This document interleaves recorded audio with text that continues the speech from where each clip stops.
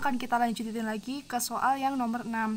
Nah, di soal nomor 6 ini aku bakalan bahas satu nomor aja. Nanti soal yang lain aku kirim fotonya. Kalau ada yang masih belum dimengerti bisa langsung ditanyakan lagi ya. Nah, jadi soal yang pertama, kita suruh menentukan delta H derajat dan kespontanan reaksi dari reaksi CaO solid ditambah CO2 gas menghasilkan CaCO3 solid.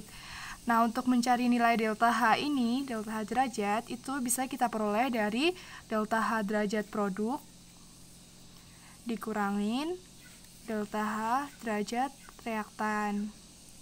Nah, aku udah nyari nilai delta H derajat sama delta G derajatnya itu dari buku Brady. Kalau kalian beda nilainya karena dari buku Cheng, nanti kalian cantumin aja sumbernya ya.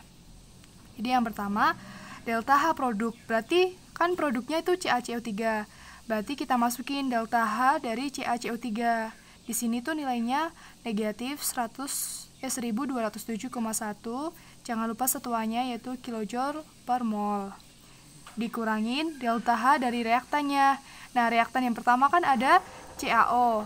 Kita udah tahu nilai delta H derajat dari CaO itu negatif 635,5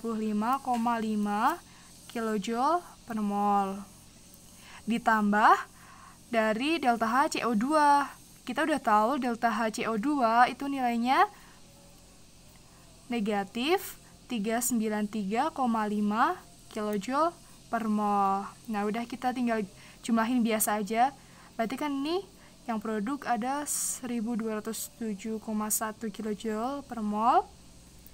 Dikurangin yang ini 1029 kilojoule per mol. Nah, berarti kan ini jadi ditambahkan karena negatif ketemu negatif. Berarti jadi ditambah 1029 kilojoule per mol. Maka dapat kita ketahui nilai dari delta H-nya yaitu negatif 178,1 kilojoule per mol. Sumber delta H,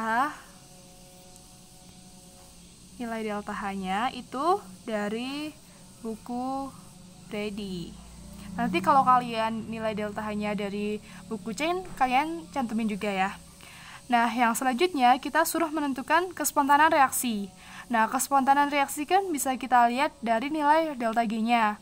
Maka sama rumusnya, yaitu kita menghitung nilai G delta G derajat dari delta G produk dikurangin delta G derajat reaktan. Nah, sama di sini aku ambil dari buku Brady juga. Delta G produknya kan CaCO3. Nah, nilai delta G derajat CaCO3-nya itu negatif 1128,8 kilojoule per mol. Dikurangin delta G reaktannya itu ada delta G CaO. Di sini ada negatif 604,2 kilojoule per mol. Ditambah delta G dari CO2-nya itu ada negatif 394,4 kilojoule per mol. Udah, tinggal kita hitung seperti biasanya. Ini. Terus yang ini dikurangin negatif 998,6 kilojoule per mol. Nah, negatif bertemu negatif kan jadi positif. 0,8 ditambah 998,6 kilojoule per mol. Nah, hasilnya adalah negatif 130,2 kilojoule per mol. Nah, nilai delta G di sini kan negatif. Berarti kan nilai delta G derajatnya itu kurang dari 0. Maka reaksi ini akan berjalan secara spontan. Nah, kalau reaksinya spontan berarti bergerak ke arah mana? Berarti ini bergerak ke arah kanan kan, karena dia spontan. Saya nulis.